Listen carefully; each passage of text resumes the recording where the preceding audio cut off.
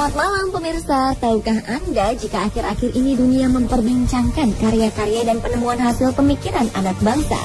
Tentunya hal ini membuat masyarakat begitu bangga menjadi bagian dari Indonesia.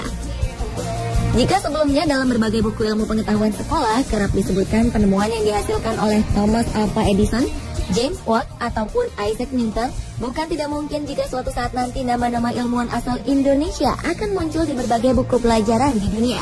Siapa sajakah ilmuwan Indonesia yang hasil penemuannya sudah diakui oleh dunia? Inilah 7 penemuan ilmuwan Indonesia yang mendunia versi on the spot.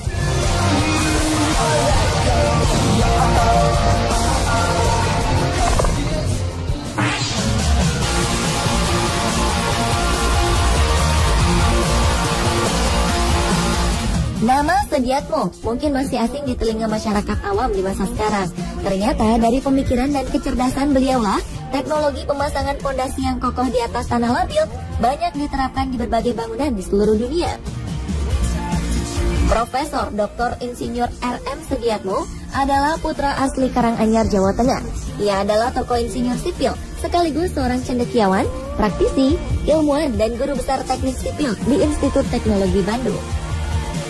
Sebagai seorang pejabat di perusahaan listrik negara, beliau mengemban tanggung jawab untuk membangun 7 menara listrik bertegangan tinggi di daerah rawa-rawa kawasan Ancol, Jakarta. Saat itu ia dihadapkan pada persoalan struktur tanah di kawasan rawa-rawa yang lembek dan labil. Sediatmo pun berpikir keras untuk mencari metode yang lebih efektif, hingga muncullah gagasan untuk mendirikan menara di atas fondasi pelat beton dengan ditopang oleh pipa-pipa beton di bawahnya. Pipa serta pelat beton ini kemudian bersatu dan mencengkram tanah lembek dengan kuat sehingga menjadi dasar menara yang kokoh. Sejak saat itulah nama fondasi Cakar Ayam muncul. Selanjutnya ia menggunakan teknologi ini untuk proses pembangunan di tanah air. Di antaranya adalah pembangunan landasan pacu Bandara Internasional Soekarno-Hatta serta ratusan bangunan lainnya di dunia. Kehebatan teknologi fondasi Cakar Ayam hasil karya Profesor Sediatmo mendapat pengakuan paten dari puluhan negara di dunia.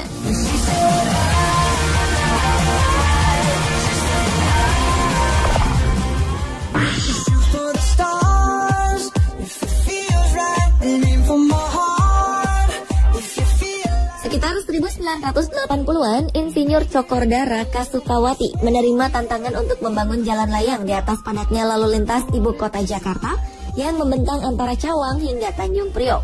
Insinyur asal Bali ini mengajukan gagasan untuk membangun tiang tersebut sejajar dengan jalur di bawahnya. Barulah setelah tiang ini selesai didirikan, lengannya yang berbentuk huruf T akan diputar 90 derajat hingga melintas dan siap digunakan untuk menahan jalan beton di atasnya.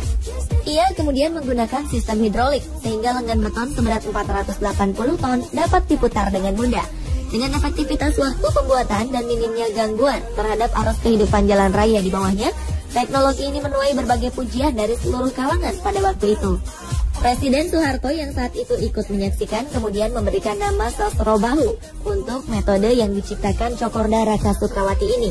Sasro Bahu sendiri merupakan nama salah satu tokoh sisipan dalam cerita Mahabharata. Hasil karya anak bangsa yang membanggakan ini kemudian digunakan untuk berbagai rancangan di dunia.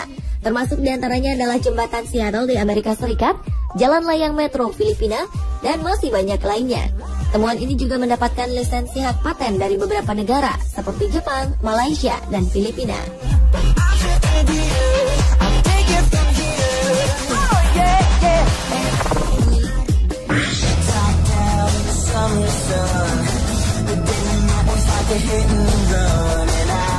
Pengguna dan produsen pesawat terbang sama-sama tidak tahu persis sejauh mana bodi pesawat terbang masih andal untuk dioperasikan. Pada awal 1960-an, musibah pesawat terbang masih sering terjadi karena kerusakan konstruksi yang tak terdeteksi. Kelelahan pada bodi pesawat masih sulit dideteksi dengan keterbatasan perkakas. Titik rawan kelelahan ini biasanya terletak pada sambungan antara sayap dan badan pesawat terbang atau antara sayap dan dudukan mesin. Elemen inilah yang mengalami guncangan keras secara terus-menerus, baik ketika lepas landas maupun saat mendarat. Hingga kemudian Pak Habibie yang menemukan bagaimana rambatan titik keretakan ini bekerja. Perhitungannya sungguh rinci, sampai pada hitungan atomnya. Oleh dunia penerbangan, teori Habibie ini lantas dinamakan crack progression, hingga membuat nama Habibie terkenal dengan julukan sebagai Mr. Crack. Berdasarkan teori ini, pesawat pun dibuat lebih aman. Tidak hanya dari resiko pesawat jatuh, tetapi juga membuat pemeliharaannya menjadi lebih mudah dan murah. Dalam dunia penerbangan, terombosan ini terkenal dengan sebutan faktor Habibi. Dengan begitu, secara umum daya angkut pesawat pun meningkat dan daya jelajahnya semakin jauh. Secara ekonomi, kinerja pesawat pun dapat lebih ditingkatkan lagi.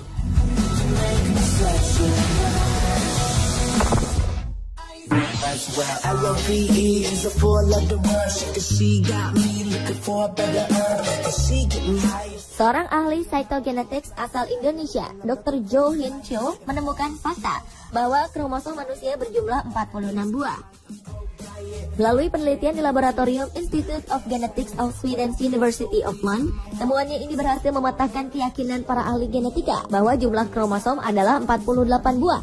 Ia berhasil menghitung jumlah kromosom dengan tepat setelah menyempurnakan teknik pemisahan kromosom manusia pada gelas preparat yang dikembangkan Dr. T.C. Chu di Texas University, Amerika Serikat pada 1961.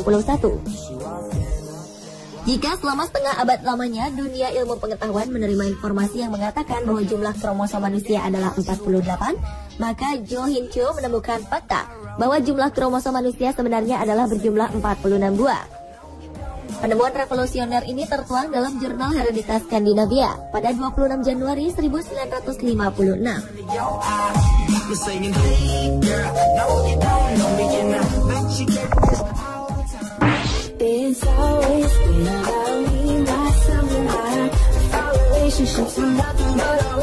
Siapa yang menyangka jika teknologi jaringan 4G ternyata ditemukan oleh orang Indonesia? Profesor Dr. Hoirul Anwar dari Kabupaten Kediri, Jawa Timur ini merupakan salah seorang ilmuwan yang cukup terkenal di Jepang. Ia merupakan lulusan Teknik Elektro Institut Teknologi Bandung pada tahun 2000 yang melanjutkan pendidikannya di Nara Institute of Science and Technology. Profesor muda kelahiran 1978 ini berhasil menemukan metode komunikasi yang lebih cepat dengan energi yang lebih sedikit dan kecepatan pengiriman data yang meningkat tajam.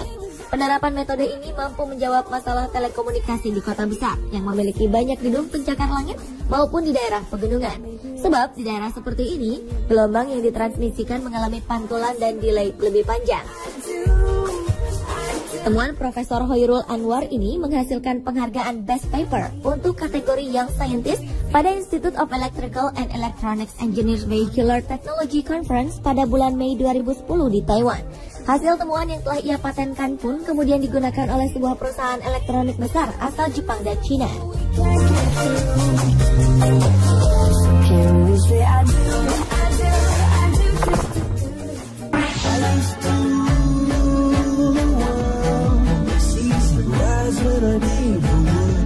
Berawal dari pemikiran bahwa semua bahan bakar yang digunakan untuk kegiatan sehari-hari akan habis, seorang pria asal Madiun berhasil membuat sebuah kompor bertenaga surya pertama di dunia. Penemuan ini terpantik oleh kenyataan bahwa masyarakat pedesaan tempatnya tinggal terlalu bergantung pada kayu sebagai bahan bakar pokoknya. Minto kemudian terdorong untuk dapat menciptakan sebuah kompor berbahan bakar sinar matahari. Ia berhasil memfokuskan energi panas matahari dengan mengarahkan reflektor secara tegak lurus ke arah matahari. Dengan penemuannya ini, ia dapat mendidihkan 1 liter air hanya dalam waktu 5 menit jika menggunakan reflektor berdiameter 190 cm. Penemuannya ini mendapatkan berbagai penghargaan dari beberapa institusi pendidikan di Indonesia, termasuk dari 2 Presiden Republik Indonesia, Soeharto dan Susilo Bambang Yudhoyono.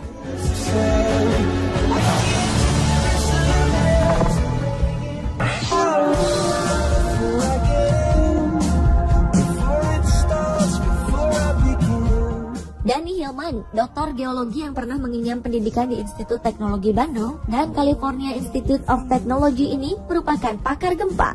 Keahliannya telah diakui oleh berbagai kalangan. Hidup di negara yang kaya akan potensi bencana gempa bumi, tsunami, dan letusan gunung berapi membuatnya begitu tertarik terhadap penelitian di bidang kebumian.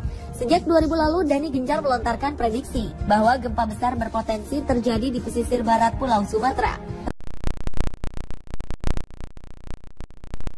tersebar di wilayah pesisir sebuah pulau.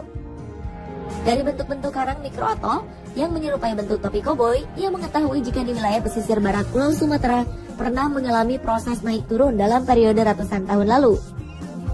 Dengan meneliti bentuk dan struktur lapisan karang ini, ia dapat mengetahui jika di Kepulauan Mentawai pernah dilanda gempa besar pada tahun 300, 1360, dan 1610 Dari penelitiannya ini pula, ia memperkirakan jika dalam kurun waktu tertentu potensi gempa yang sama akan kembali terulang.